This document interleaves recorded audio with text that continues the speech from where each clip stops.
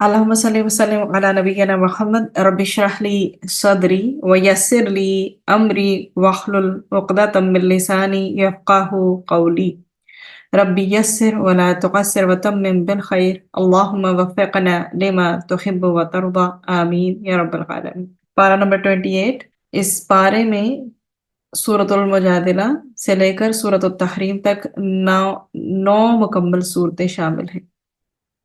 یہ تمام کی تمام صورتیں مدنی صورتیں ہیں۔ سب سے پہلے سورۃ المجادلہ، اور اس میں تذکرہ کس بات کا ہے؟ حزب اللہ اور حزب الشیطان کے کردار کی وضاحت کی گئی ہے، یہی اس کا ٹائٹل ہے۔ حزب اللہ، حزب کہتے ہیں گروہ کو، اللہ کا گروہ، اور شیطان کے گروہ کے حوالے سے تذکرہ۔ رکوع نمبر 1، آیات فرام 1 to 6۔ حزب اللہ کا طرز عمل کیا ہوا کرتا ہے؟ سورۃ المجادلہ۔ یہاں پر ایک خاص واقعہ جو کہ ایک خاتون صحابیہ کے ساتھ پیش آیا تھا، جس کو دہار کا مسئلہ کہتے ہیں، کہ عربوں کا معاملہ تھا کہ وہ اپنی بیوی کو کبھی ماں کہہ دیا کرتے تھے اور بالکل حرام سمجھ لیا کرتے تھے۔ اس مسئلے کا حل بتایا گیا اور ذکر ہوا کہ نبی پاک صلی اللہ علیہ وسلم کے پاس آ کر ایک خاتون نے یہ شکایت رکھی ہے، کمپلین کی ہے، اور اللہ سبحانہ وتعالیٰ نے وحی کے ذریعے اس مسئلے کا پھر سولوشن بتایا، حل بتایا۔ تو اہم نکتہ یہ ہے کہ ان خاتون نے رسول پاک صلی اللہ علیہ وسلم جو کہ رسول بھی ہیں اور اللہ کی جو جماعت ہے اس کے امیر بھی ہیں، تو یہ بندی صحیح فورم پر اپنے ایک مسئلے کو پیش کرنے کے لیے آئی، صحیح جگہ پر اس نے آ کر اپنا مسئلہ رکھا، تو اللہ سبحانہ وتعالیٰ نے پھر اس کے مسئلے کو حل بھی کر دیا اور بتا دیا گیا کہ کفارہ ادا کرنا ہوگا۔ جب کسی نے بیوی کو کہہ لیا، اس حوالے سے ماں کہہ لیا، تو کفارے کی جو تفصیلات یہاں پر عطا کی گئی، اور پھر وہ کفارہ جو ہے ادا کر کے وہ ایک دوسرے سے تعلق قائم کر سکتے ہیں، کیونکہ حقیقی ماں تو ایک ہی ہوتی ہے انسان کی۔ تمہارے کہنے سے بیوی تمہاری ماں نہیں ہو جائے گی، نہ وہ تم پر حرام ہوگی، لیکن ایسا کرنا صحیح نہیں ہے، اور اگر ایسا کوئی کر بیٹھے تو وہ کفارہ دے اور پھر دونوں ایک دوسرے کے لیے حلال ہو جائیں گے۔ اس میں رکوع نمبر 2 ہے ہمارے پاس، حزب الشیطان کی گھٹیا حرکتوں کے حوالے سے آیات اس میں 7 سے لے کے 13 تک ہیں۔ حزب الشیطان مطلب شیطان کے گروہ سے مراد ہے کہ شیطان کی پارٹی، اور اس کے ایک تو کھلے کافر اس کا حصہ ہیں، اور ایک منافقین، وہ بھی حزب الشیطان ہیں اور شیطان کی پارٹی کا حصہ ہیں۔ یہ آستین کے ایک طرح سے سانپ ہوتے ہیں جو مسلمانوں کے درمیان رہ کر ان کی بنیادوں کو کھوکھلا کرنے کی کوشش کرتے ہیں۔ یہ صحیح فارم پر بات نہیں کرتے، بلکہ کیا کرتے رہتے ہیں؟ نجوا، وہ کہتے ہیں سرگوشی کو، جسے کہتے ہیں وسپرنگ کرنا۔ وہ آپ کو پتہ ہے کہ جب ایک مجلس ہو تو اس کے ایٹیکیٹس اور اس کے رولز میں کیا چیز آیا کرتی ہے کہ کوئی آپس میں خسر پسر نہ کرے، وسپرنگ نہ کرے، جو بات کرنی ہے سیدھی اسٹریٹ سب کے سامنے کی جائے، ادروائز لک چھپ کر آپس میں اس طرح سے سرگوشی کے انداز میں باتیں نہ کی جائے۔ لیکن یہ کیا کرتے تھے؟ یہ نجوا کرتے تھے، اور نجوا کیا ہے؟ اجتماعیت سے ہٹ کر کچھ لوگ الگ بیٹھ جائیں اور آپس میں کونے خدر میں بیٹھ کر بات کریں، تو قیادت کے خلاف بات کریں، لوگوں کے خلاف بات کریں، اور اس کا مقصد ہوتا ہے جماعت کے لوگوں میں، ایک گروپ کے لوگوں میں بے چینی اور اضطراب کی کیفیت پیدا کرنا، تاکہ پتہ نہیں چلے کسی کو بھی کہ کسی بھی کونے میں، کسی بھی کارنر میں بیٹھ کے کیا بات کر رہی ہیں۔ تو صحیح فورم پر بات نہ کرنا پہلی بات ہے، اور کونے خدر میں بیٹھ کر اس طرح سے بات کرنا تو اجتماعی زندگی کے اندر یہ طرز عمل جو ہے نجوا قرار پاتا ہے، مطلب سرگوشی کرنے کا عمل۔ تو بتایا کیا گیا ہے؟ دیکھو، اگر سرگوشی کسی نے کرنی ہے، وسپرنگ کرنی ہے، تنہائی میں اگر کسی نے بات کرنی ہے، تو وہ گناہ اور زیادتی اور قیادت کے خلاف باتیں کرنے پہ مبنی نہ ہو، یا پھر ایسا مشورہ نہ ہو جو کہ ایک طرح سے کوئی سازش تیار کی جا رہی ہو، بلکہ ایسی سرگوشیاں ہونی چاہیے جو کہ خیر کے کاموں کے لیے ہوں۔ کسی کی اصلاح کی بات کرنی ہے، کسی کی مدد کی طرف کوئی توجہ دلانی ہے کہ تاکہ کسی کی عزت پہ کوئی حرف نہ آئے، تو وہ تنہائی میں بیٹھ کر سرگوشی کے انداز میں بات کی جا سکتی ہے، تو وہ والی نجوا الاؤڈ ہے۔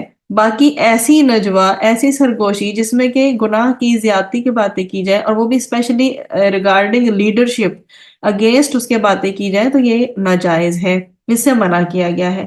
بعض منافقین تھے جو نبی کریم صلی اللہ علیہ وسلم کی جو مجلس ہوتی تھی، جب وہ وائنڈ اپ ہو رہی ہوتی تھی، مکمل ہو رہی ہوتی تھی، تو بیٹھے رہتے تھے وہ، تاکہ کوئی بھی بندہ جو وہاں سے اٹھ کے جا رہا ہے نا، وہ کوئی پازیٹیو امپیکٹ، اچھے اثرات لے کے نہ چلا جائے۔ تو سچا مومن اس کے اثرات کو، اس کے افیکٹو جو اس کے خیالات ہوتے ہیں اس کو ظاہر کرنے کی کوشش کرتے تھے۔ تو اس مقام پر ان کی یہ حرکتیں بھی بیان کی گئی ہیں کہ یہ مجلس کے ایٹیکیٹس نہیں ہوا کرتے۔ ایمان والوں کو مجلس کے ایٹیکیٹس بتائے گئے ہیں، آداب بتائے گئے ہیں کہ جب مجلس میں تم بیٹھے ہو، کچھ اور لوگ بھی آ گئے ہیں، تو کیا کرو، کشادگی پیدا کرو، دوسروں کو بھی بیٹھنے کا موقع دو، اللہ سبحانہ و تعالیٰ تمہیں بھی کشادگی عطا فرمائے گا۔ تو یہ بیسیکلی یہاں پر مجالس کے پوائنٹ آف ویو سے بات کو ڈسکرائب کیا گیا، how you have to talk, اور اگر آپ کو وسپرنگ بھی کرنی ہے تو کس سچویشن میں کرنی ہے، اور جب کوئی آئے تو اسے کھلے دل سے ویلکم کہیں، مرحبا کہیں، تاکہ وہ بندہ بھی نیکیاں سمیٹ سکے۔ یہ نہ ہو کہ ایسا ماحول پیدا کر دے گھٹن والا کہ کوئی بندہ آ کے ایک نیک انوائرمنٹ میں بیٹھنا چاہ رہا ہے، اچھے انوائرمنٹ سے پازیٹیوٹی لینا چاہ رہا ہے، اور آپ آگے سے اس طرح کا ماحول کریٹ کر دیں کہ وہ بندہ وہاں سے اٹھ کے چلا جائے، اور بیسیکلی آپ کیا چاہتے ہیں کہ اس کے اوپر اثر ہی ظاہر ہو جائے، ایک دینی لحاظ سے جو ایک اچھا امپیکٹ جائے گا، تو اس سے اجتناب کرنا چاہیے۔ دین رکو نمبر 3، آیات فرام 14 to 22، منافقانہ اور مومنانہ طرز عمل کو ڈسکرائب کیا گیا ہے۔ بتایا گیا ہے کہ منافقین جو ہیں وہ دین کے جو دشمن ہیں ان کے ساتھ دوستی رکھتے ہیں۔ اگر مسلمانوں پر کوئی آزمائش آئے تو یہ اس سے کوئی رعایت حاصل کر لیں۔ کہنے کا مطلب یہ ہے کہ کفار سے بھی انہوں نے بنا کے رکھی ہوئی ہے، یہود سے منافقین نے بنا کے رکھی ہے، تاکہ مسلمانوں پر کوئی اگر مشکل آ رہی ہو تو یہ کفار سے اپنے جو مفادات ہیں نا ان کو سیف سمجھیں، اس کو محفوظ سمجھیں۔ یہ تو نہ ادھر کے ہیں نہ ہی ادھر کے ہیں، یہ کمپلیٹلی ایسے لوگ ہیں جو مفاد پرست ہیں، ان کو صرف اپنے مفادات عزیز ہیں، ان کا تذکرہ کیا گیا، ان کی سچویشن بتائی گئی۔ بتایا گیا کہ ان کا اصل مقصود ہوتا ہے کہ اپنی جان، اپنے مال، اپنی اولاد کی حفاظت کے معاملے کو سب سے پہلے جو ہے وہ پرائیورٹی پہ رکھتے ہیں۔ اللہ کا دین ان کی ترجیحات میں، ان کی پرائیورٹیز میں شامل ہی نہیں ہے۔ تو یہ بتا دیا گیا کہ کل یہ مال، یہ اولاد تمہیں اللہ کے عذاب سے نہیں بچا سکیں گے۔ جب ان سے باز پرس کی جاتی ہے تو یہ جھوٹی قسمیں کھا کر بہانے پیش کرتے ہیں، لیم ایکسکیوزز دیتے ہیں۔ بتایا گیا کہ شیطان نے ان کو پوری طرح گھیر لیا ہے اور ان کو اللہ سبحانہ و تعالیٰ کی یاد سے غافل کر دیا ہے۔ یہ شیطان کی جماعت ہے جو کہ ذلیل و رسوا ہو کر رہے گی، کیونکہ اللہ سبحانہ و تعالیٰ کا یہ فیصلہ ہے کہ اللہ اور اس کے رسول ہی غالب رہیں گے۔ سچے ایمان والوں کا پھر بیان بھی ہے، ان کو حزب اللہ، اللہ کا گروہ کہا جاتا ہے، اللہ کی پارٹی، اللہ کی جماعت کا بیان ہے کہ وہ ایسے سچے مومن ہیں کہ ان لوگوں کے بارے میں کوئی نرم گوشہ نہیں رکھتے جو دین دشمن ہوتے ہیں۔ مطلب کہ دین کے جو دشمن ہیں ان کے لیے they don't have a soft corner، چاہے وہ لوگ باپ ہوں، ان کے بیٹے ہوں، ان کے بھائی ہوں، ان کے رشتہ دار ہوں۔ یہ ایمان والوں کا اصل رشتہ ہے کہ ان کی اصل محبت اللہ سے ہے، اللہ کے رسول سے اور ایمان والوں سے ہوتی ہے ایسی محبت جو سچی ہو۔ دین دشمن ان کے چاہے اپنے خونی رشتہ دار ہی کیوں نہ ہوں، بلڈ ریلیشنز ہی کیوں نہ ہوں ان کے ساتھ، ان سے ان کے تعلقات نہیں ہوا کرتے۔ ان ایمان والوں کے دلوں میں اللہ سبحانہ و تعالیٰ نے ایمان کو مضبوط فرما دیا ہے اور ضبط دیا ہے ان کو۔ تو اللہ سبحانہ و تعالیٰ نے قرآن کے فیض سے ان کو تقویت عطا فرمائی ہے، انہی کے لیے کامیابی کی بشارت اللہ سبحانہ و تعالیٰ نے عطا فرمائی ہے۔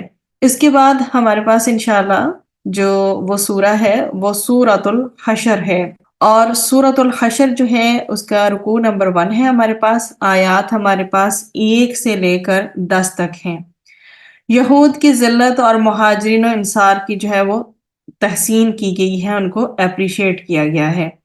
یہود کا ایک قبیلہ تھا بنو نذیر۔ غزوہ احد کے موقع پر انہوں نے میثاق مدینہ کی خلاف ورزی کی تھی۔ اللہ کے پیارے نبی صلی اللہ علیہ وسلم نے ان کے خلاف قدم اٹھانے کا فیصلہ کیا۔ ان لوگوں نے معاذ اللہ نبی کریم صلی اللہ علیہ وسلم کے خلاف آپ صلی اللہ علیہ وآلہ وسلم کو شہید کرنے کی ناپاک سازش بھی کی تھی۔ چنانچہ پھر اسی وجہ سے ان کے خلاف جو ہے وہ سٹیپس اٹھائے گئے، اور ان کے جرائم کی سزا دینے کے لیے مسلمانوں نے ان کے قلعوں کا، جو ان کے فورٹس تھے، ان کے قلعوں کا گھیراؤ کیا، اور کچھ درخت تھے اس سلسلے میں ان کو کاٹنا بھی پڑا۔ لیکن بات یہ ہے کہ یہ حکم اللہ اور اس کے رسول صلی اللہ علیہ وسلم کی طرف سے تھا، اللہ کے رسول صلی اللہ علیہ وسلم نے عطا فرمایا تھا یہ حکم۔ قرآن نے اس کی کنفرمیشن بھی یہاں عطا فرما دی ہے کہ کچھ درخت کاٹنے پڑ گئے تھے تو قرآن کہتا ہے کہ اللہ کے حکم سے تھا. اللہ نے البتہ ظاہری بھی حکم رسول اکرم صلی اللہ علیہ وسلم کو عطا فرمایا تھا کہ ان کے خلاف اقدام کیے جائیں. انہوں نے جنگ نہیں کی تو بغیر جنگ کے ان کا جو مال مسلمانوں کو ملا اسے مال فے قرار دیا گیا. تو یہ مال غنیمت سے ہٹ کر ہوا کرتا ہے. مال غنیمت جنگ کی صورت میں حاصل ہوتا ہے. جب کوئی جنگ جو ہوتی ہے وائنڈ اپ ہوتی ہے تو اس صورت میں جو ملتا ہے مال وہ مال غنیمت کہلاتا ہے. جبکہ مال فے جو ہے بغیر جنگ کے مسلمانوں کو حاصل ہوتا ہے. تو فرمایا کل کا کل جو ہے وہ خرچ ہوگا ڈیزرونگ پر، مستحقین پر، تاکہ ان کا بھی بھلا ہو. اور ایک اہم پوائنٹ جو یہاں ڈسکرائب کیا گیا وہ یہ ہے بیسیکلی کہ اسلامی معاشی نظام اور تعلیم کے حوالے سے کہ دولت چند امیروں کے درمیان صرف محدود نہ رہے. یہ اسلام کا پالیسی سٹیٹمنٹ ہے ایک طرح سے اکنامک افیئرز کے اعتبار سے بھی. اور یہاں پہ بھی یہ بتایا گیا ہے کہ اللہ کے رسول صلی اللہ علیہ وسلم جو حکم دیں اس سے مانو، ٹھیک ہے، اسے مانو. جس سے روک دیں اس سے رک جاؤ. تو اللہ کے حکم کے ساتھ اللہ کے رسول صلی اللہ علیہ وسلم کے حکم کی پاسداری بھی بہت زیادہ ضروری ہے. تو اللہ سبحانہ و تعالیٰ نے اس مقام پر مہاجرین کو ایک طرح سے اپریشیٹ کیا ہے کہ اللہ سبحانہ و تعالیٰ کی خاطر انہوں نے گھر بار کو چھوڑا ہے، ایمان بھی لے آئے ہیں، انہوں نے مہاجرین کو ٹھکانہ عطا کیا ہے. تو اللہ کے فضل و کرم سے ان سب کے لیے اللہ سبحانہ و تعالیٰ کی طرف سے کیا ہے، نصرت کا وعدہ ہے. اور اللہ کی جو طرف سے بشارتیں بھی ان کو عطا کی گئی. اور یہ بھی بتایا گیا کہ جو بعد میں آئیں گے مسلمان، جو پہلے والوں کے بارے میں اچھا گمان رکھیں گے اور ان کے لیے دعائیں کرتے رہیں گے، یہ جو مال فے کا جو معاملہ ہے یہ تمام امت کے لیے ہوتا ہے. یہ بھی بتا دیا گیا یہ بعد والوں کو بھی اس سے حصہ پہنچے گا. پھر اس کے بعد جو ہے ہمارے پاس رکوع نمبر 2 ہے، آیات 11 سے لے کے 17 تک ہے. منافقین کا شیطانی جو ہے وہ طرز عمل بتایا گیا ہے. بنو نذیر سے جو معاملہ کیا اللہ سبحانہ و تعالیٰ کے نبی صلی اللہ علیہ وسلم نے، اس سے پہلے منافقین نے ان کو پیغام بھیجا کہ ہم تمہارا ساتھ دیں گے، تمہارے خلاف اگر مسلمانوں نے کوئی سٹیپ اٹھایا تو ہم تمہارا ساتھ دیں گے. یہ ایک نمبر کے جھوٹے تھے. اگر یہ مخلص ہوتے تو اللہ اور اس کے رسول صلی اللہ علیہ وسلم کا ساتھ نہ دیتے. کسی کے بھی نہیں ہے، یہ صرف اور صرف مفاد پرست ہیں، منافقین ہیں. تو یہی پہ اللہ سبحانہ و تعالیٰ ان کی دل کی کیفیات کو بھی کھول کھول کر بیان کر رہے ہیں اور بتا رہے ہیں کہ شیطان انسان کو اللہ تعالیٰ کی نافرمانی پر کس طرح سے اکساتا ہے کہ انسان اس قدر مجبور ہو جاتا ہے کہ بس اس کو اپنا مفاد عزیز ہوتا ہے. اسے کسی چیز کی پرواہ نہیں ہوتی کہ یہ چیز اسے ڈبو چھوڑے گی، نہ دنیا کا رہے گا نہ آخرت کا رہے گا. تو جب انسان شیطان کے اس طرح سے ورغلانے میں آتا ہے تو پھر سب سے پہلی جو چیز ہوتی ہے وہ نافرمانیاں کرتا ہے، اور نافرمانیوں کی بھی پھر حدوں کو کراس کرتا ہے. اب یہ ساری چیزوں کا لیسن دے کے، یہ درس دے کے، یہ شیطان تو بھاگ جاتا ہے.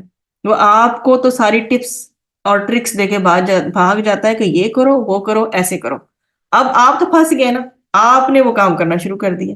یہی جہاں پہ ڈسکرائب کیا گیا ہے کہ وہ اکساتا ہے انسان کو کس چیز پر، ڈس اوبیڈینس پر. پھر جب انسان ورغلانے میں آ جاتا ہے تو پھر نافرمانیاں شروع کرتا ہے. شیطان بھاگ جاتا ہے. اس نے روز قیامت بھی یہی کرنا ہے کہ میں تم لوگوں سے بیزار ہوتا ہوں. اس نے کیا دینا ہے. یہاں پر بھی سورۃ الحشر میں اس چیز کو اس لیے ڈسکرائب کیا گیا کہ انسان ہوش کے ناخن لے کہ شیطان نے نہیں ماننا کہ اس نے وسوسے، اکساہٹیں یا ایسے دل میں خیالات پیدا کیے تھے جس کی طرف وجہ سے گناہوں کی طرف قدم اٹھنے لگے تھے. نیکیوں کی جو ترغیب ہے وہ نہیں رہی تھی، موٹیویشن نہیں رہی تھی نیکیوں کی، برائیوں کی طرف دل جو ہے مائل ہونے لگا تھا. نہیں ماننا شیطان نے کچھ بھی. یہ سارا ہمارے اپنے اوپر آنا ہے. اللہ سبحانہ و تعالیٰ ہمیں توفیق دے کہ ہم چوکنے رہیں ہر ایک لمحہ شیطان سے بھی اور اپنے نفس کی سازشوں سے بھی انشاءاللہ. دین رکوع نمبر 3، آیات فرام 18 to 24. اللہ کے ذکر سے غفلت انسان کو حیوان بنا دیتی ہے. کیا بتایا گیا کہ کل کی ہمیشہ کی زندگی کی تیاری کی کوشش کرو. بی پریپیئرڈ فار آخرہ، اور آخرت کا سامان تیار کرو. دیکھو کہ تم نے کل کے لیے کیا کچھ ارینجمنٹس کی ہیں، کیا تم تیاری کر رہے ہو. تو بتایا گیا کہ انسان کی اصل گریٹنس، اصل عظمت تو اس روح کی وجہ سے ہے، اور جو اس روح کے تقاضوں کو فراموش کر دے وہ جانوروں کی سطح پر زندگی گزار رہا ہوتا ہے. اللہ اکبر. تو کیا بتایا گیا کہ دیکھو تمہاری روح کی غذا اور اس کی تسکین کا سامان اللہ سبحانہ و تعالیٰ کے ذکر میں ہے. الا بذکر اللہ تطمئن القلوب. اور جس کی عظیم ترین شکل خود قرآن حکیم ہے، جو کسی پہاڑ پر نازل کیا جاتا تو تم دیکھتے کہ وہ اللہ کی خشیت سے دب کر پھٹ کر ریزہ ریزہ ہو جاتا۔ اور اس صورت کے آخر میں اللہ سبحانہ وتعالیٰ نے اپنی عظمتوں کا بیان بھی فرمایا ہے، هو اللہ الذی لا الہ الا هو الملک القدوس السلام المؤمن المحیمن العزیز الجبار المتکبر سبحان اللہ عما یشرکون۔ تو بڑے ہی پیارے اللہ سبحانہ وتعالیٰ کے صفاتی نام اللہ سبحانہ وتعالیٰ نے سورۃ الحشر کے آخر میں بیان کیے ہیں، اور بہت ہی خوبصورت انداز میں اس کو جو ہے اس کا خاتمہ کیا ہے۔ پھر سورۃ الممتحنہ ہے، حق کے دشمنوں سے نفرت کرنے کی تلقین، یہ اس کا موضوع ہے، اس کا ٹائٹل ہے۔ رکوع نمبر 1 ہے، آیات فرام 1 to 6 ہیں۔ اہل باطل سے ہمدردی راہ حق سے دور کر دے گی۔ خاص پس منظر ہے اس کا 8 ہجری میں فتح مکہ کا معاملہ ہوا۔ اس سے پہلے نبی کریم صلی اللہ علیہ وسلم نے اقدام اٹھانے کا فیصلہ کیا، البتہ آپ صلی اللہ علیہ وسلم نے اس کو پوشیدہ رکھنا چاہا۔ ایک صحابی تھے، ان سے ایک خطا ہو گئی، ان کے کچھ رشتہ دار مکہ مکرمہ میں رہ گئے تھے۔ انہوں نے چاہا کہ میں مشرکین کو یہ اطلاع دے کر اپنے گھر والوں کے لیے ان کی کچھ سپورٹ حاصل کر لوں، ایک طرح سے فیور حاصل کر لوں، کچھ حمایت حاصل کر لوں۔ باقی اس کو یہ یقین تھا کہ اللہ اور اپنا رسول اللہ سبحانہ وتعالیٰ کا وہی جو ہے وہ غلبہ پائیں گے۔ اللہ اپنے رسول صلی اللہ علیہ وسلم کو غلبہ عطا فرما ہی دے گا، ضرور عطا فرمائے گا، یہ بھی ان کو یقین تھا۔ یہ خط انہوں نے روانہ کیا، اللہ کے رسول صلی اللہ علیہ وسلم کو وحی کے ذریعے بتا دیا گیا، اور پھر یہ خط پکڑا گیا اور یہ دریافت کیا گیا ان سے کہ ایسا انہوں نے کیوں کیا۔ تو انہوں نے اپنی صفائی پیش کی کہ معاملے کو کلیئر کرنے کے لیے کہ اے اللہ کے رسول صلی اللہ علیہ وسلم، مجھ سے خطا ہو گئی تھی، میرا تو یقین تھا کہ اللہ آپ کو فتح عطا فرمائے گا، بس میرے گھر والے مکہ مکرمہ میں رہ گئے تھے، میں چاہتا تھا کہ یہ قریش کو ایک اطلاع دے کر ان کی حمایت میرے گھر والوں کو میسر آ جائے۔ بتا دیا گیا کہ دیکھو جو اللہ اور اس کے رسول کے دشمن ہیں، اے ایمان والا تم بھی ان سے دشمنی اختیار کرو، تم ان سے دوستیاں اختیار نہ کرو، انہوں نے تمہیں گھر بار سے نکلنے پر مجبور کیا، یہ تو دشمنی پر اتر آئے ہیں، ان کے ساتھ تمہاری دلی دوستیاں نہیں ہو سکتی۔ تو کیا بتایا گیا ہے کہ ان کے ساتھ اعلان بیزاری کا معاملہ کرو، جیسے کہ حضرت ابراہیم علیہ السلام ان کے ساتھیوں نے اپنی قوم سے اعلان بیزاری کیا کہ جب تک توحید پر کاربند نہیں ہوتے نا، ہمارا تم سے کوئی تعلق نہیں۔ اس کے بعد ہمارے پاس رکوع نمبر 2 ہے، اور آیات ہیں اس کی 7 سے لے کر 13 تک۔ تو خواتین کی بیعت کا ایک طرح سے تذکرہ ہے کہ پہلے تو یہ بتایا گیا کہ ایسے کافر جو اسلام میں مسلمانوں کے خلاف کسی سازش یا مہم میں شریک نہ ہوں، ان سے حسن سلوک کیا جا سکتا ہے، برابری کی بنیاد پر تعلقات جو ہیں وہ قائم رکھے جا سکتے ہیں۔ حسن سلوک الگ سے شے ہے، دلی دوستی کا تو مسلمان کی دوستی کا تصور ہی بھی ممکن نہیں ہونا چاہیے۔ البتہ وہ کافر جو اسلامی مسلمانوں کے خلاف سازشیں کریں اور ان کے خلاف مہمات کریں، کسی کا ساتھ دیں، ان کے ساتھ حسن سلوک اور دوستی کا معاملہ بالکل بھی نہیں ہوگا۔ تو مسلمانوں مشرکین کے درمیان نکاح کا معاملہ بھی جائز نہیں ہے۔ مسلمان عورت کا مشرک شوہر سے نکاح ٹوٹ چکا، اسی طرح سے مسلمان مرد کو چاہیے کہ وہ مشرک بیوی کو آزاد کر دے۔ اہل کتاب کا الگ حکم ہے، یہ حکم جو یہاں پہ ڈسکرائب کیا جا رہا ہے وہ صرف مشرکین کے بارے میں۔ تو نبی کریم صلی اللہ علیہ وسلم کو تلقین کی گئی کہ اگر مومن عورتیں ہیں وہ آپ کے پاس آئیں بیعت کرنے کے لیے، عہد کرنے کے لیے کہ وہ شرک، چوری، زنا، اپنی اولاد کا قتل، بدکاری کی تہمت وغیرہ لگانے کا جرم نہیں کریں گی، تو اے نبی صلی اللہ علیہ وسلم ان کی بیعت کو قبول کر لیجئے۔ اسلام میں اجتماعیت کے قائم کرنے کے لیے اللہ کے رسول صلی اللہ علیہ وسلم نے یہ والا نظم، یہ والا طریقہ عطا فرمایا، اور یہاں قرآن میں سورۃ الممتحنہ کے آخر میں خواتین کی بیعت کا تذکرہ اور یہ الفاظ بھی اسی وجہ سے نقل کیے گئے ہیں، رولنگز بتائی گئی ہیں۔ اس کے بعد سورۃ الصف ہے، جہاد و قتال فی سبیل اللہ کا بیان ہے اس کے اندر۔ رکوع نمبر 1، آیات فرام 1 to 9۔ سورۃ الصف، غلبہ دین کی جدوجہد کے لیے سب کچھ لگا دو۔ اس صورت میں اللہ کے رسول صلی اللہ علیہ وسلم کا مشن یہ بیان ہوا جو کہ آیت نمبر 9 میں مینشن ہے، لِيُظْهِرَهُ عَلَى الدِّينِ كُلِّهِ، کہ آپ کا کل نظام زندگی جو ہے وہ اللہ تعالیٰ کے عطا کل نظام زندگی پر اللہ تعالیٰ کے عطا کردہ دین کو غالب اور قائم کر دیں۔ تو اس تعلق سے جھنجھوڑنے کا جو انداز ہے وہ بیان کیا گیا ہے۔ کیا کہا گیا ہے؟ مسلمانوں تم وہ کیوں کہتے ہو جو تم کرتے نہیں ہو، تمہارے قول اور فعل کا تضاد اللہ کو بہت ہی زیادہ ناراض کرنے والا ہے۔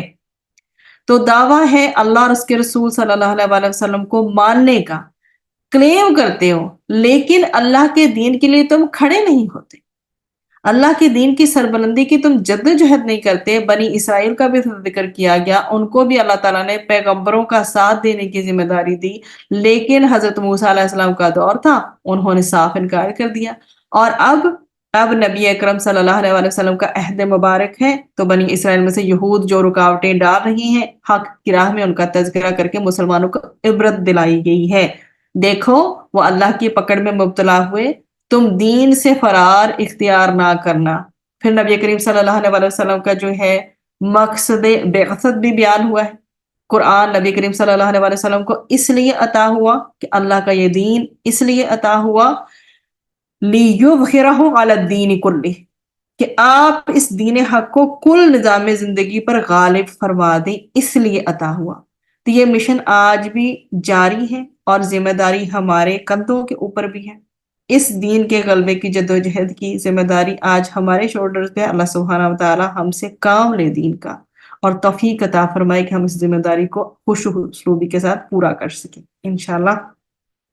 پھر رکوع نمبر 2 ہے، اور آیات اس کی 10 سے لے کر 14 تک ہے۔ جہنم کے دردناک عذاب سے بچنے کا راستہ بتایا گیا ہے۔ اصل معاملہ ہر ایک کا بتایا گیا ہے کہ آخرت کا کیا معاملہ ہے، اور اس دردناک عذاب سے بچنے کے لیے کیا ذکر ہے۔ ایک تجارت کا ذکر ہے، اور اس تجارت کے پھر 2 حصے بتائے گئے ہیں۔ اللہ اور اس کے رسول صلی اللہ علیہ وسلم پر واقعتاً ایمان لاؤ، اور اپنے اللہ کی راہ میں جہاد کرو۔ اور اس جہاد کی چوٹی کیا ہے کہ اللہ کی راہ میں سربلندی، اس کے دین کی جدوجہد، اس کے کلمے کی سربلندی۔ اگر اس کے لیے کبھی جان کا نذرانہ پیش کرنا پڑے تو آؤ میدان میں، اور وہ موقع تو کبھی آئے گا، لیکن مستقل محنت و جہاد کی جاری رہے گی، دین کی دعوت کے لیے، اس کی نشر و اشاعت کے لیے، اس کے کلمے کی سربلندی کے لیے۔ یہ کام اگر کرو گے تو پھر واقعتاً ایمان لاؤ، سچا اور جہاد کرو اپنی مالوں کے ساتھ، اپنی جانوں کے ساتھ، اللہ سبحانہ وتعالی کی راہ میں، تو پھر تم دردناک عذاب سے بچ سکو گے۔ آگے بشارت دی گئی کہ اللہ سبحانہ وتعالی ایسے لوگوں کو جنت کے رہنے والے باغات میں پاکیزہ محل عطا فرمائے گا، اور ان کی کوششوں کو اللہ تعالیٰ قبول فرمائے گا۔ بہت ہی پیارا انداز ہے یہاں ڈسکرائب کرنے کا۔ کیا بتایا گیا ہے یہاں پر؟ کونو انصار اللہ، کہ ایمان والو اللہ کے مددگار بن جاؤ۔ اللہ تو بے نیاز ہے، لیکن عالم ظاہر میں اس کے دین کی جدوجہد کریں گے ایمان والے، تو اللہ تعالیٰ کیا کہتا ہے کہ تم میرے مددگار بن جاؤ۔ سبحان اللہ، اللہ کے دین کی جدوجہد میں لگنا، اور اللہ سے اس قدر بڑا اعزاز ایمان والوں کو ہی عطا ہو سکتا ہے کہ تم میرے مددگار بنو۔ حالانکہ اللہ تعالیٰ بے نیاز ہے، ہم ہی صرف اللہ تعالیٰ کے محتاج ہیں۔ اللہ تعالیٰ بے نیاز ہے، اللہ کو کسی کی ضرورت نہیں، لیکن اللہ سبحانہ وتعالیٰ نے کس قدر خوشکن اور محبت والا اسلوب اختیار کیا ہے۔ کونو انصار اللہ، بہت ہی خوبصورت ڈسکرپشن ہے یہ۔ اس کے بعد پھر سورہ جمعہ ہے، حکمت و احکامات جمعہ کا بیان ہے بیسیکلی اس میں، اور جیسے کہ ہمیں سے اس کے نام سے ہی اندازہ ہو رہا ہے۔ تو رکوع نمبر 1 ہے، آیات فرام 1 to 8، تربیت کا نبوی طریقہ کار بذریعہ قرآن بتایا گیا ہے۔ بہت ہی قیمتی انداز ہے کہ جہاد اور قتال کے میدان میں نبی کریم صلی اللہ علیہ وسلم نے جو طریقے بتائے ہیں ان کو فالو کرو، انہوں نے طے فرما دیے۔ مگر جماعت کی تیاری کے لیے اس مقام پر یہ آیا ہے کہ اللہ کے رسول صلی اللہ علیہ وسلم نے اساسی اور بنیادی دونوں طریقے کی جدوجہد کو جو ہے جماعت کے حوالے سے ڈسکرائب کر دیا۔ فرمایا کہ حزب اللہ جو آپ نے تیار کیے ہیں، اللہ کے گروہ، وہ قرآن حکیم کے ذریعے تیار کیے۔ آپ نے تلاوت کی، آیات کی، لوگوں کو متوجہ کیا، غفلت سے نکالا، تو جو متوجہ ہوئے ان کے دلوں میں اتار کر قرآن کو ان کا تزکیہ کیا، اور جب ان میں اللہ کی محبت اور فکر آخرت پیدا ہوئی تو اللہ تعالیٰ نے پھر احکامات سکھانے کی ترغیب بھی دی نبی کریم صلی اللہ علیہ وسلم کو، تو انہوں نے صحابہ کرام کو پھر اللہ تعالیٰ کے احکامات بھی سکھائے، پھر احکامات کی حکمتیں بھی سکھائیں کہ انقلابی جماعت جو تیار ہوئی قرآن کے ذریعے سے ان کو اللہ والا بنایا گیا۔ پھر آپ یہ دیکھتے ہیں کہ بدر کے میدان میں صرف 313 تھے جو اترے، تو ایسے پھر وہ ایسا لشکر تھا، ایسا حزب اللہ تھا کہ اللہ سبحانہ و تعالیٰ کی مدد بھی ان کے شامل حال ہو گئی۔ آج ہمیں بھی غلبہ دین کی جدوجہد کرنی ہے تو جماعت کی تیاری اور قرآن کے ذریعے، قرآن کی تلاوت کے ذریعے اور اس کے ذریعے ہی تزکیہ نفس ہوگا۔ اس کے احکامات کی تعلیم اور حکمت کی تعلیم ہمیں دینا ہوگی، ہمیں خود لینا ہوگی، تب ہی ہم غالب آ سکیں گے۔ تو بنی اسرائیل کا بھی پھر آگے ذکر کیا گیا، یہود کا ذکر کیا گیا جن کے لیے گدھے کی مثال دی گئی، استغفر اللہ، انہوں نے تورات کو پس پش ڈال دیا، اس کے احکامات پر عمل درآمد نہیں کیا۔ اللہ سبحانہ و تعالیٰ کہتا ہے کہ ان کی مثال گدھے کی ہے۔ گدھا تو بوجھ سمجھتا ہے نا، وہ برڈن سمجھتا ہے، تو اس کو کیا معلوم کہ اس کے اوپر آپ کتابیں لاد دیں یا اس کے اوپر اینٹیں رکھ دیں۔ تو ان کا ذکر اللہ سبحانہ و تعالیٰ نے اس طرح سے فرمایا ہے، ان کو گدھے کی مثال کے ساتھ جو ہے تشبیہ دی ہے۔ یہ دنیا کی محبت میں غرق ہو گئے، آخرت کی انہیں یاد کچھ نہیں، اور پھر اپنے آپ کو اللہ کا چہیتا سمجھتے ہیں۔ لیکن کہا گیا کہ موت کی تیاری کرو، موت کے لیے تمنا کرو، تو موت کے لیے کبھی تمنا نہیں کریں گے۔ کیوں؟ کیونکہ ان کی عادتیں ایسی ہیں۔ آج ہم دیکھ لیں، قرآن ہمارے پاس ہے، کیا رویہ ہمارا قرآن کے ساتھ ہے ایسا کہ ہم اس کی تلاوت کرتے ہیں، اس کو سمجھنے کی کوشش کرتے ہیں، اس پر عمل کرنے کی کوشش کرتے ہیں، اس کو سینوں میں اتار کر ایمان کی روح حاصل کرنے کی کیا ہم کوشش کرتے ہیں؟ یہ سب کچھ اگر ہوگا، تلاوت بھی ہوگی، سمجھ بھی آئے گی، عمل بھی ہوگا، اور ہماری جو روح ہے اس کو تسکین بھی ملے گی، تب ہی غلبہ دین کے لیے کھڑے ہو سکیں گے۔ ہم موت کے لیے تیار ہیں یا نہیں، ہمیں یہ بھی بیٹھ کے سوچنا چاہیے۔ پھر رکوع نمبر 2 ہے، آیات 9 سے 11 تک ہے، جمعہ کی پہلی اذان کے بعد کاروبار کرنے کی جو ہے ممانعت کا ذکر آیا ہے کہ جمعہ کے دن جب پکارا جائے، اذان آ جائے، تو اجتماعی جمعہ کے لیے حاضری کا حکم دیا گیا کہ ہر قسم کا کاروبار اور کوئی معاشی ایکٹیویٹی، ہر جو بھی مصروفیت ہے وہ جمعہ کے ادا کرنے میں رکاوٹ بنے تو اس کو توڑ دینے کو کہہ دیا گیا، اور اذان جمعہ سے لے کر نماز جمعہ تک مکمل ہونے تک اس دوران میں کاروبار منع ہے، اور اس وقت کی آمدنی کو بھی درست قرار نہیں دیا گیا۔ ہاں، جب نماز مکمل ہو جائے اس کے بعد کاروبار بھی انسان کر سکتا ہے، اور اللہ سبحانہ و تعالیٰ نے کیا فرمایا کہ اللہ کے فضل میں سے تلاش کرو اور کثرت سے اللہ کا ذکر کرو۔ یعنی یہ نہیں کہ جمعہ کے بعد فارغ ہو گئے، جمعہ کے بعد پورا ہفتہ ہے پھر آگے، پوری زندگی اللہ کا ذکر کثرت سے جاری رہے۔ اور بتا دیا گیا کہ کچھ لمحات تم نے جمعے کے لیے نکالے تھے تو تم نے اللہ پر کوئی احسان نہیں کیا، تم نے اپنا بھلا کیا ہے۔ اگر تمہیں رزق کا معاملہ پریشان کرتا ہے تو یاد رکھو اللہ تعالیٰ بہترین رزق عطا فرمانے والا ہے۔ اس کے بعد پھر سورۃ المنافقون ہے، اور اس کے نام سے ظاہر ہے منافقت کی حقیقت کا بیان ہے۔ اس کے اندر پہلا رکوع ہے، اس کے آیات 1 to 8، اس میں مرض نفاق کے جو مدارج ہیں اور ان کی جو ایفیکٹس ہیں اس کے بارے میں بتایا گیا ہے۔ پہلی بات یہ ہے کہ نفاق کیا ہے؟ دنیا کی محبت میں ڈوب کر دین سے پیچھے ہٹتے چلے جانا، اور منافقین کیا ہوتے ہیں؟ دنیا کی محبت میں ڈوبے ہوتے ہیں، تو پھر یہ جب محبت میں دنیا کی ڈوب چکے ہوتے ہیں تو یہ دین سے راہ فرار اختیار کرتے ہیں۔ یہی ان کا تذکرہ یہاں کیا گیا کہ ان کے 4 درجات ہیں۔ درجہ بدرجہ نفاق کا مرض آگے بڑھتا ہے۔ پہلا جو سٹیپ ذکر کیا گیا ہے وہ یہ ہے کہ یہ اپنے بہانے بناتے ہیں، اس میں جھوٹ بولتے ہیں، یعنی فرار اختیار کرنے کے لیے کبھی کوئی کہہ دے گا کہ اس کی بیوی کی صحت کا مسئلہ ہو گیا ہے، اس کے بیٹے کے ساتھ یہ ٹربل ہو گئی ہے، جھوٹ بولتے ہیں۔ بیگننگ کہاں سے ہوتی ہے؟ سٹیپ 1 جھوٹ سے ہوتی ہے۔ پھر نمبر 2، جھوٹی باتوں میں وزن پیدا کرنے کے لیے جھوٹی قسمیں اٹھاتے ہیں تاکہ لوگ ان کی بات کا یقین کریں۔ اور نمبر 3، جو لوگ آگے بڑھ چکے ہیں اور دین کے کام میں آگے بڑھتے چلے جا رہے ہیں ان کو روکنے کی کوشش کرتے ہیں۔ کیوں؟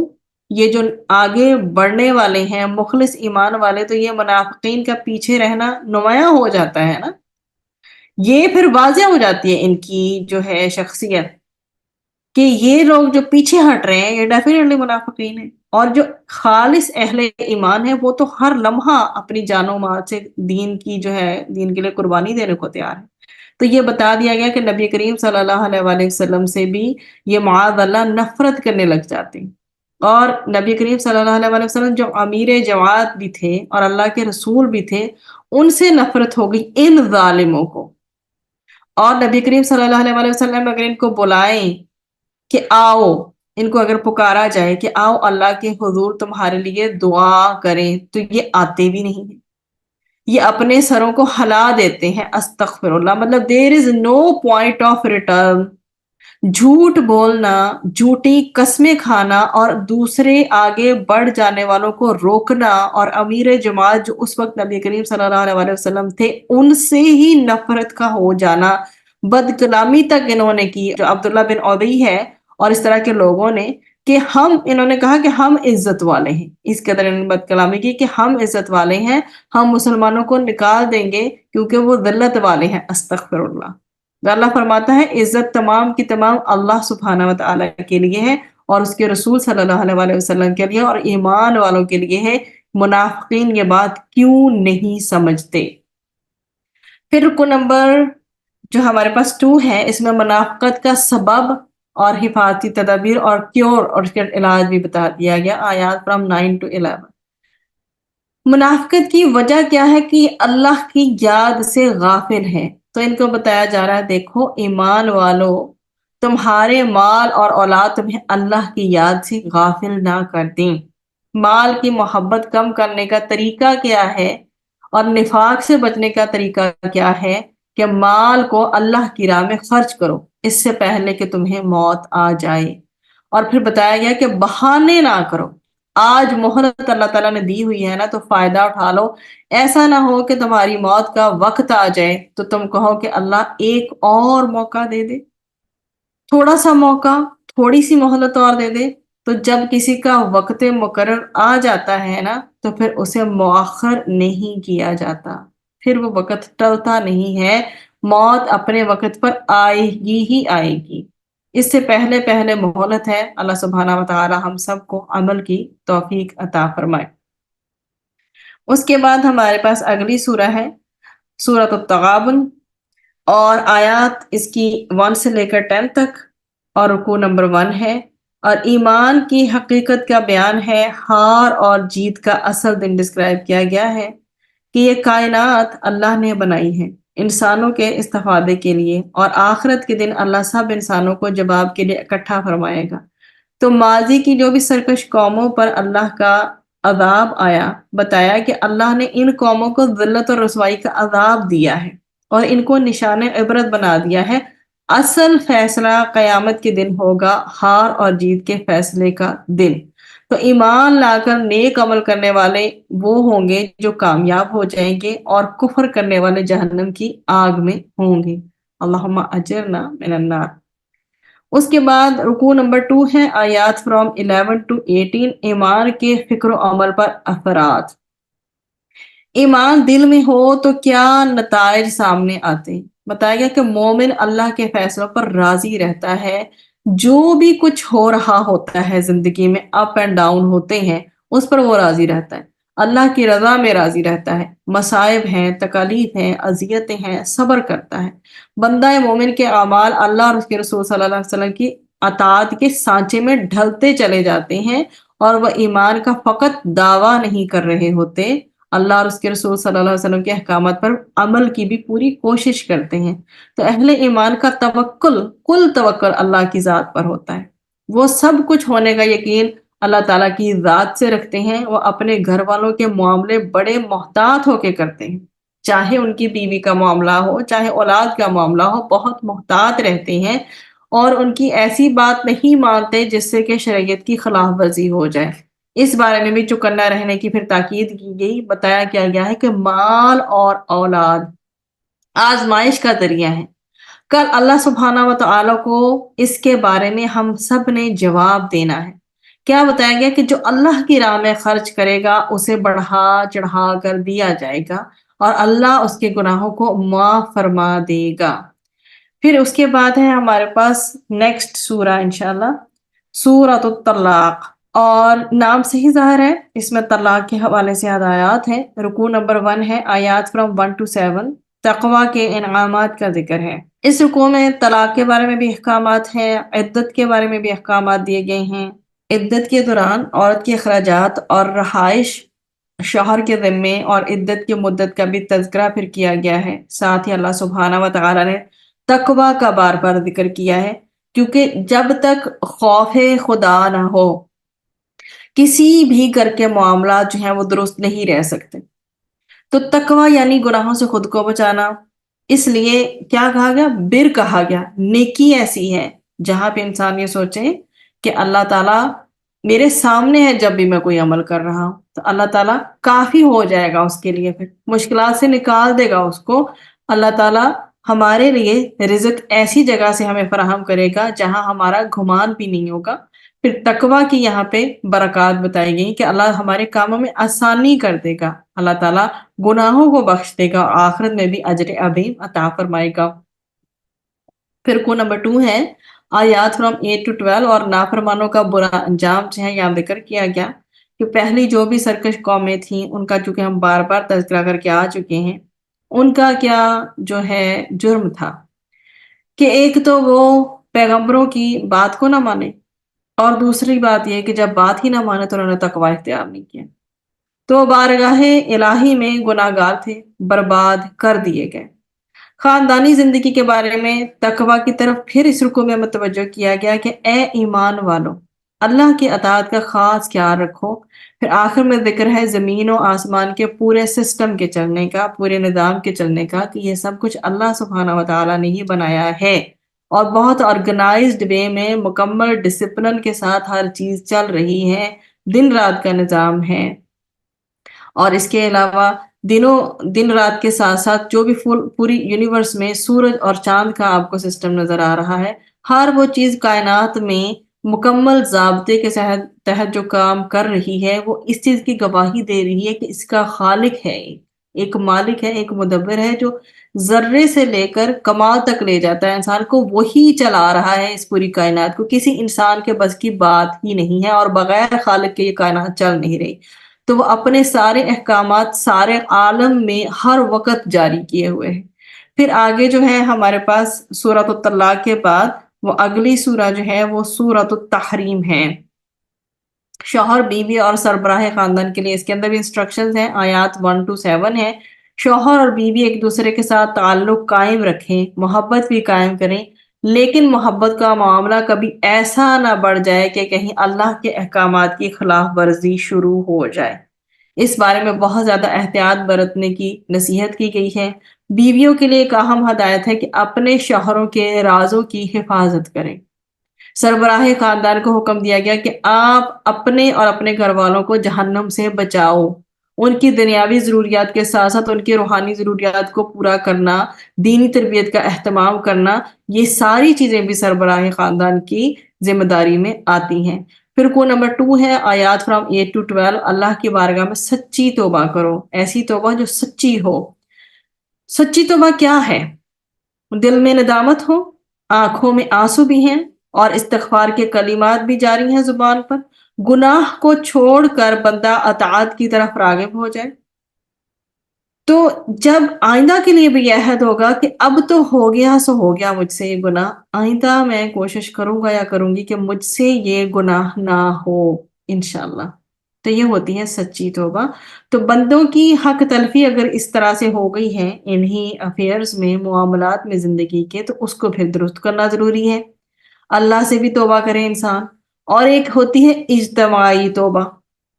ہم سب اس بات کو جانتے ہیں کہ پاکستان کو اللہ کے نام پہ حاصل کیا گیا، تو ایک توبہ تو ہم لوگوں کی بھی کرنی بنتی ہے کہ اللہ کے احکامات کا نفاذ ہو رہا ہے وہاں پر کہ نہیں ہو رہا، انفرادی سطح پر دیکھ لیں یا اجتماعی سطح پر دیکھ لیں۔ اللہ تعالیٰ ہمیں یہ والی اجتماعی توبہ بھی توفیق عطا فرمائے اس کو کرنے کی، تاکہ ہمارے ملک کے حالات بہتر ہو جائیں، بدل جائیں، اللہ تعالیٰ کرم کر دے اپنا جب ہم اپنے گناہوں کی معافی مانگ لیں گے ڈیفینیٹلی اللہ تعالیٰ کرم کرے گا، کیونکہ نافرمانیاں اس حد تک بڑھ گئی ہیں کہ ڈر لگتا ہے بہت۔ اور اس کے بعد ہے کہ مطلوب کیا ہے؟ مطلوب یہ ہے جو اس مقام پر کہ قیامت کے دن الگ الگ معاملات ہوں گے، ہر مرد کو اپنا جواب دینا ہے، ہر عورت کو اپنا جواب دینا ہے۔ گھر کا نظام چلانے کے لیے بیوی کو شوہر کے تابع رکھا گیا ہے، یعنی بیوی کا الگ اپنا ایک تشخص ہے۔ واقعات کے طور پر بیان کیا گیا ہے کہ لوط علیہ السلام اور حضرت نوح علیہ السلام جنتی ہیں، پر ان کی بیویاں جہنمی ہوگی کیونکہ وہ نافرمان تھی۔ اسی طرح سے فرعون بہت ہی بدبخت تھا، مگر بیوی جو ہے آسیہ، بی بی آسیہ بڑی نیک خاتون تھی، وہ جنتی ہیں۔ اسی طرح مریم علیہ السلام کا ذکر ہے کہ جن کے سرپرست حضرت زکریا علیہ السلام تھے۔ جب مرد اپنا جواب دہ ہے، ہر عورت اپنی جواب دہ ہوگی۔ آخرت کے اعتبار سے اللہ سبحانہ و تعالی ہمیں قرآن حکیم کے مطابق زندگی گزارنے اور عمل کرنے کی توفیق عطا فرمائے، آمین۔